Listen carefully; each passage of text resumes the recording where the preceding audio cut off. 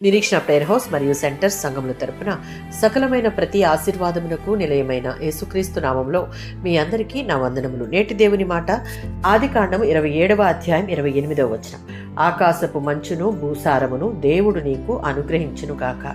ఈ అధ్యాయంలో ఇస్సాకు తన పెద్ద కుమారుడైన ఏశావును ఆశీర్వదించాలని నిర్ణయించుకున్నాడు. అయితే రిబ్కా ఆలోచన ప్రకారం యాకోబు ఏశావుగా నటించి తండ్రి ఆశీర్వాదాన్ని పొందుకున్నాడు. ఆ ఆశీర్వాదంలోని మొదటి భాగమే ఈ వచనం. ఇందులో దేవుడు యాకోబుకు భౌతిక సమృద్ధి, పంటల సమృద్ధి, దేవుని కృప, ఐశ్వర్యం కలగాలని ఇస్సాకు ప్రార్థనాపూర్వకంగా దీవించాడు. ఆకాశపు మంచు అనగా ఇశ్రాయేలీయుల దేశంలో మంచు అనేది పంటలకు తేమను అందించేది.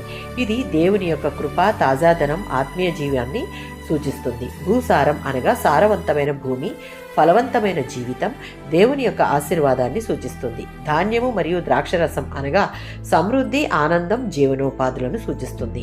దేవుడు అవసరాలను మాత్రమే కాదు, సమృద్ధిని కూడా అనుగ్రహిస్తాడని సూచిస్తుంది. ద్వితీయోపదేశకాండం 13వ అధ్యాయం 16వ వచనంలో దేవుడు యోసేపులను ఆకాశపు మంచుతో, భూమి సారంతో ఆశీర్వదించాడు.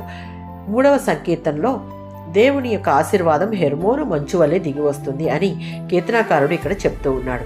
సామెతల గ్రంథం 10వ అధ్యాయం 22వ వచనంలో యెహోవా ఆశీర్వాదమే ఐశ్వర్యమిచ్చెను. దేవుని ఆశీర్వాదమే నిజమైన సంపద.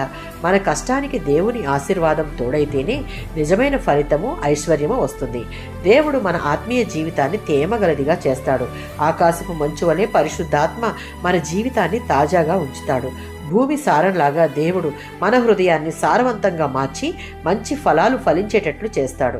దేవుని సమయంపై విశ్వాసం కలిగి ఆయన చేయు కార్యం కొరకు నిరీక్షణ కలిగి ఉండాలి. ఆమేన్.